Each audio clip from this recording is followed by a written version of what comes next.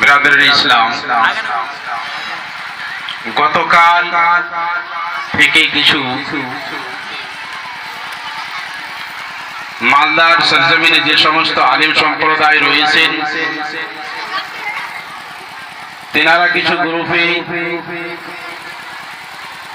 লেখালেখি করছেন, ভয়েস করছেন পীর সাহেব কিবলাকে কেন্দ্র করে।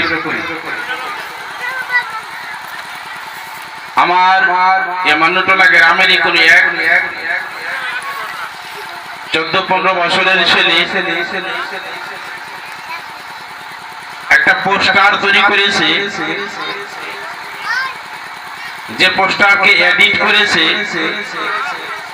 পীর সাহেবের নামের পূর্বে সৈয়দ লিখেছে। সৈয়দ তাকে বলা হয় যারা নবী বংশের লোক, যার দেহতে নবীর রক্ত রয়েছে, তিনাদেরকে আলে রসুল সৈয়দ বলা হয়।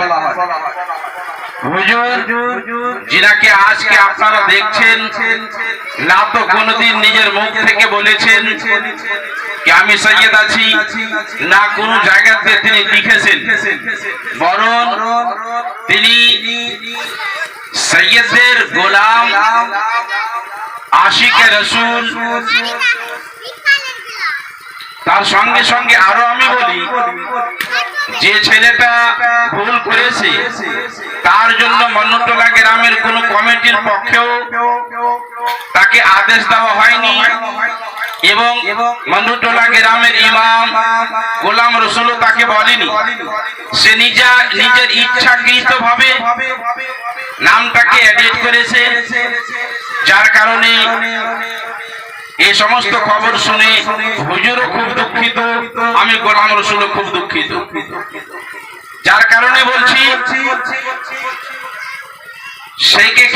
সেই বিষয়কে কেন্দ্র করে হুজুর সম্মুখে বসে রয়েছেন। আমি হুজুরের সম্মুখে প্রকাশ্য রূপে কথা বলি।